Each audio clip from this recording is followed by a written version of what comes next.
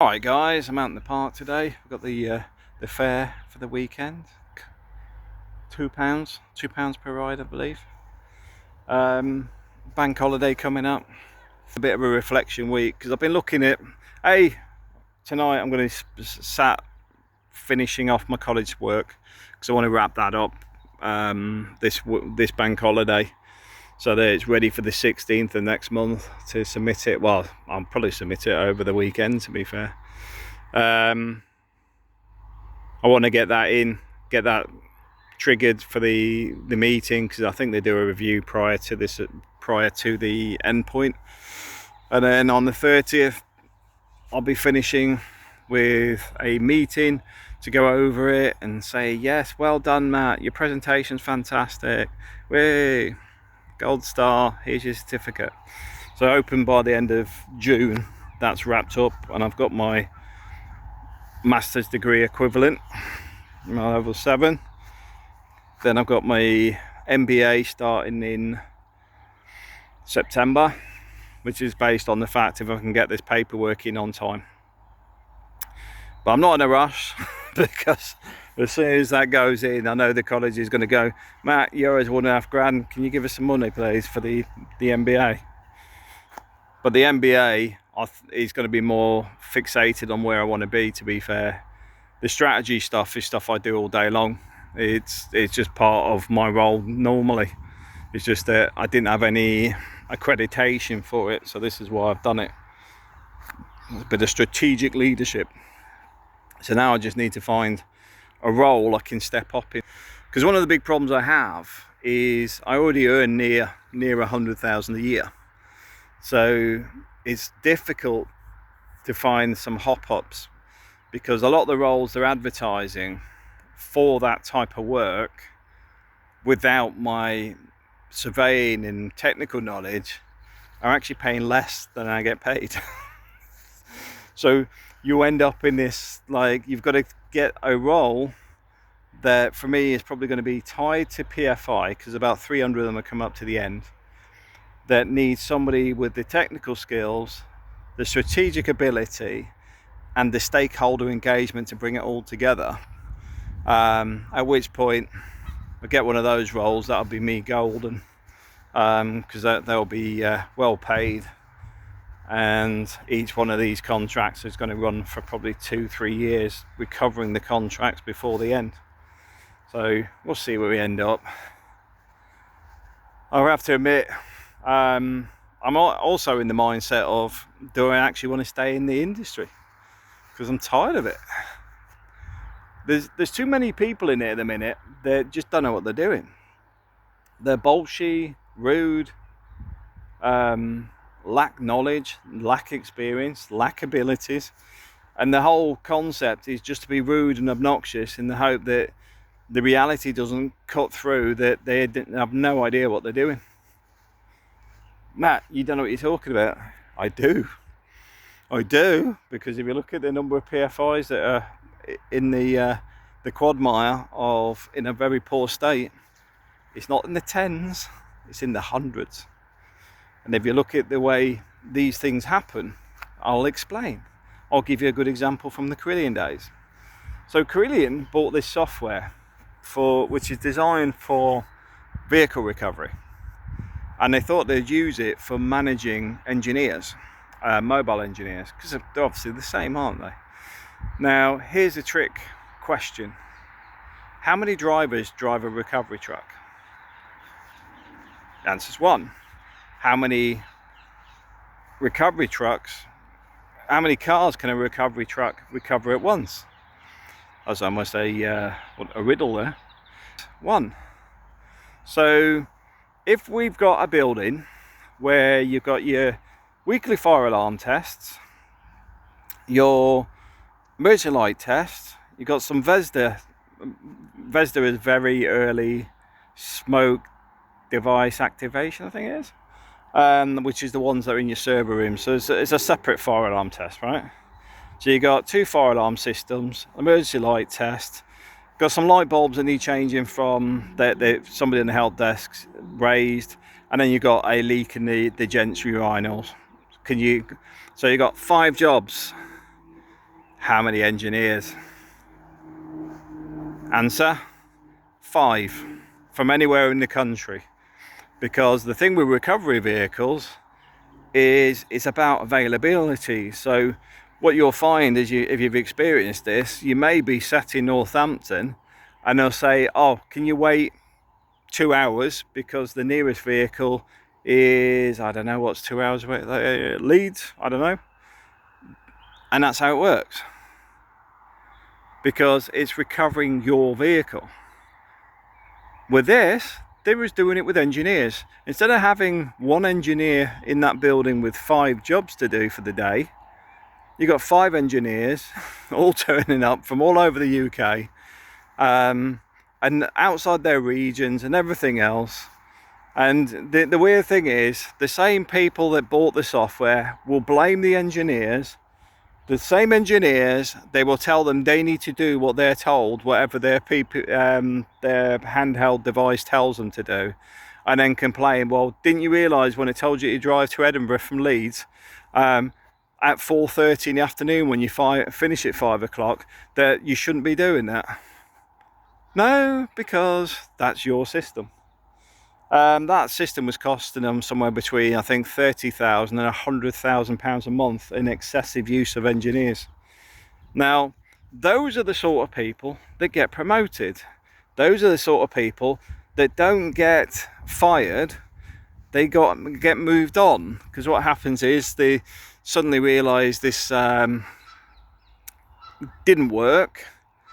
The other directors will suddenly think, John's not really the right fit, after costing us whatever the software costed, about £3 million, I think, as well.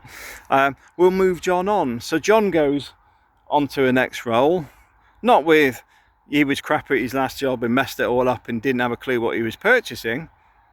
Oh, I was key to delivering innovations and deliverables for the business. And that's the crap they put in their CV. And they never get a negative CV, because a negative what do you call it, reference, because the references would generally be generic in that case, where it just says he worked here from this date to this date. That's how it works. So the people that are normally mediocre are more likely to survive than the people that get frustrated for being good at what they do. That's why focusing on yourself is important, because the madness sometimes is difficult to sort, because if you got one of these, you've probably got 5 of them or more, because they normally cluster. Incompetence gathers incompetence. That's just a reality. So just to say out there, guys, you're not the alone, you're not mad either. It's actually something that occurs quite regularly in the UK. I mean, what I used to like with Carillion, though, was when I worked at the central function, you can actually sort a lot of this out, and often did, because we'd go in to recover the contracts after these people had messed up, fix it, and then they'd put a director in again. There might be a good one, there might be a bad one, but the point is we could recover the contracts. But hey ho, I won't bore you too much on that, but this is why you sort of look at the industry and think, do I want to stay in it? And that's where a lot of the people I know, I've had the thought, and I thought, no. Most of the guys alongside me or slightly ahead of me are all retired. They've all called it a day. They just can't cope with the stupidity of a lot of people. The frustrations of life.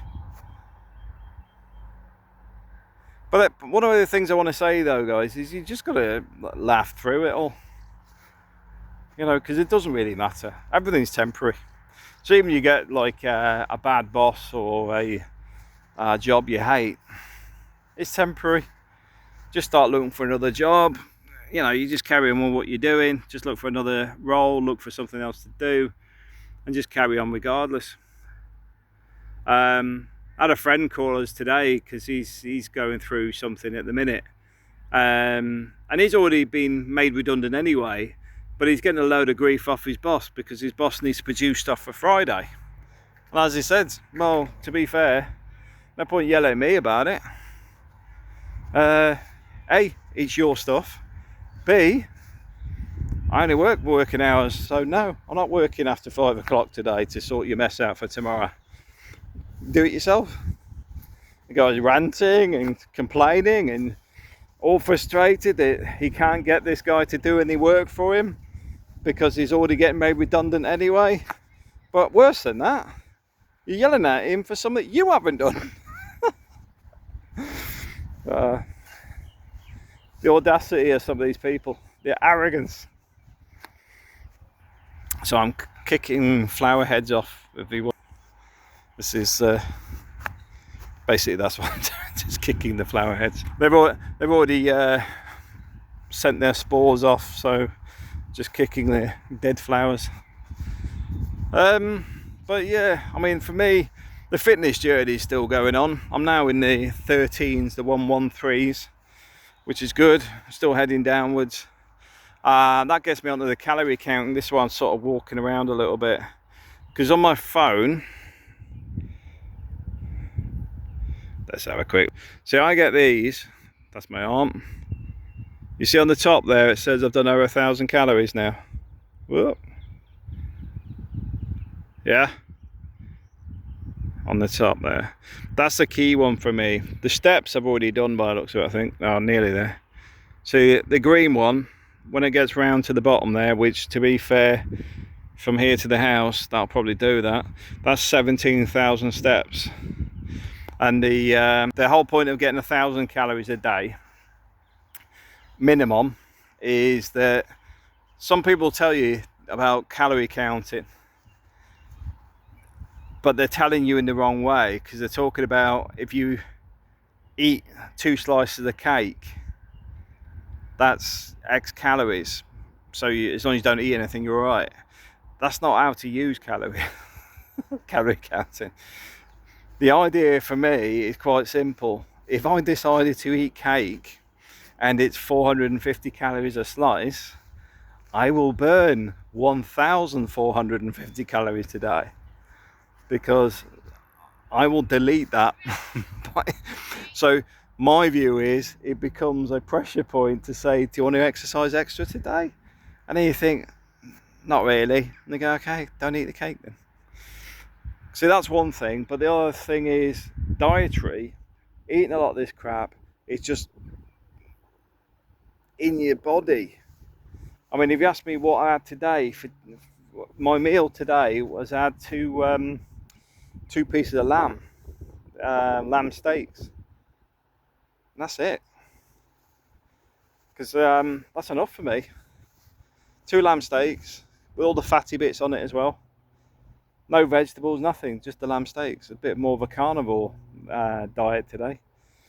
But I'm quite happy to have that. Don't feel the need for anything else. Because a lot of the stuff we have, this is why I say the calorie count doesn't make sense in the way it's often portrayed. So when you have like 800 calories with a McDonald's meal, or wherever it is, probably more than that, you got your sugar Coke and syrup, chemical syrup, the burger that's, I don't know, I mean, they don't taste very good, and chips that are triple fried or God knows what. They're not as healthy as it used to be, I don't think. But anyway, so the point is, you've got all these calories and there's a lot of stuff in this stuff that isn't good for you. So it's not just that you've got that crap in you, it's the fact is a lot of that will go to fat stores straight away, where you'll find other foods will actually go as an energy burn. So this is why you've got to look at it in the bigger picture when you look at your diet. But the reason I bring up the calorie piece is like that's the way to use it. Is like there, I need to burn a minimum of 1,000 calories a day, because my body, if I sit still, I think burns 1,940 calories if I did nothing. So doing all this exercise adds an extra 1,000 calories a day, which in reality is probably really a deficit of 400 to 600 calories a day. Why 400 is 600? Because I still drink cups of tea and stuff. So I still got other stuff coming in. You know, I have tea, I have coffee, I have lemon water. But I've got nothing heavy. I've got no chocolate bars. I do miss chocolate bars though. But since Cadbury's was taken over by that bad company, it's not really a problem for me anymore because they destroyed all the nice ones. I can't remember last time I seen a decent fruit and nut. But they also changed it to cocoa, didn't they, from milk, dairy milk. So they actually changed the diet as for, was it cocoa butter, isn't it? They put that in and took the milk out. So that company can stick its chocolate bars where the sun doesn't shine. I won't eat them. It's dog food to me, mate. I want... now, here's a bit of advice. If you're an entrepreneur, create chocolate that is only using original ingredients that are similar to what Cadbury's were doing. Because you'll probably be able to sell it because they moved away from all the original formulas because they're a profit-driven company, corporate-led, rather than integrity or quality-led. I don't know. We just sell out everything, don't we? But anyway, it's Thursday, still walking around in the park, thinking should I walk back now, thinking should I go to the gym tonight. I don't know if I want to go to the gym. We've got my assignment to do. If I go to the gym, I probably won't do the assignment because I'll be tired. 6 o'clock. Can't go to the gym till 8:30, so I could do the assignment for 2.5 hours. I think that's what I'm going to do. I'm going to go do my assignment. If I finish it, I'll go to the gym. If I don't finish it, I'll have to finish it. Bit of discipline, bit of pain. Like I say, the college course coming to an end now. That's good for me. It's all positive stuff. Key to everything though is everything is temporary. Nothing's going to lock you in for the long term unless you let it.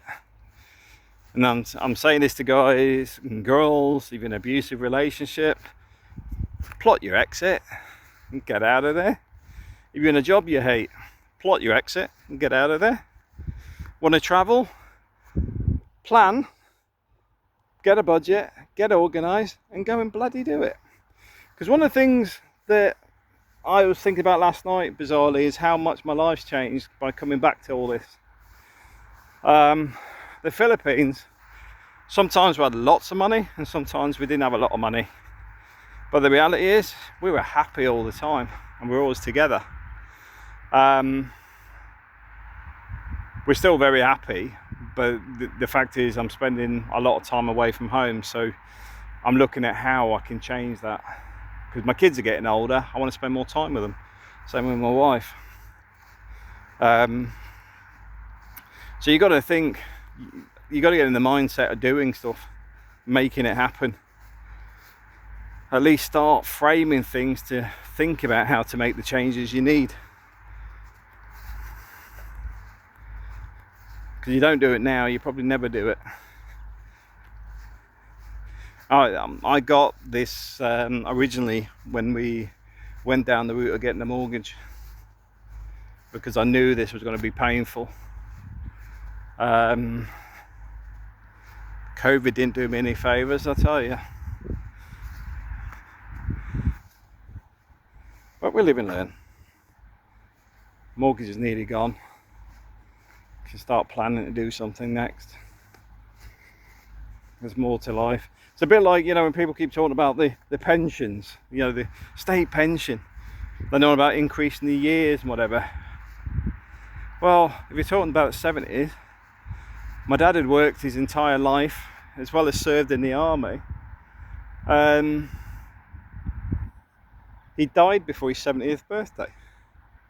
So balls to it. I'm going to say some bad words if I'm not careful. So when they try and lock you in for the pension, to hell with the bloody pension. To be honest with you, if you're a bit younger than me, you're going to be expected to pay for my pension. because they've already spent my money. They spent my money a long time ago. They want your money to pay for me now. I'm probably one of the last generations that will be entitled to the pension, but they put the years up. I'll probably be dead before it even comes live. So when people try and split the boomers, the Gen X, the Gen Zs and whatever, just realise who's doing it. Because it's none of us. It's the twats in the media. Oh God. Okay, back to the media. I'll finish off with one. What's with Starmer in Ukrainian rent boys? I can't even make this stuff up. There's 3 male models,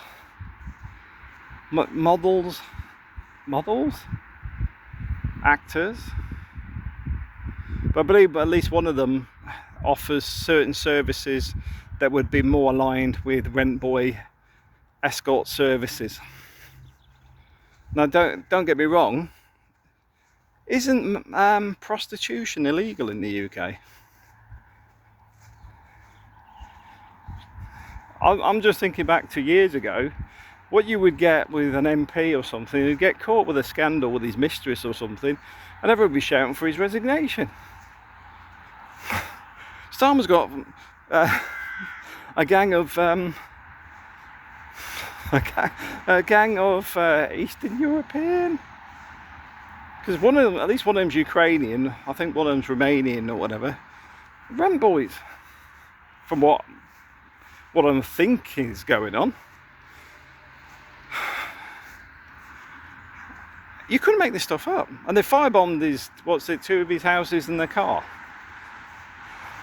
Unless we've suddenly got a rampant gay gang of activists that have just appeared on the planet. I think Starmer's been up to something. Which gets back to what people are on about with, what's his name, Ali and whatever. That there's something suspicious going on. So I think there's some screamers going on there, because I can't see what connection there would be for these guys to attack his house and car. It all sounds a bit, well, suspicious at best.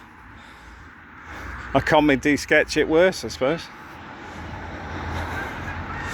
But I'm going to leave you to it because I've done my steps and a little bit of an update video. Just keep moving, keep going, keep motivated and keep hydrated.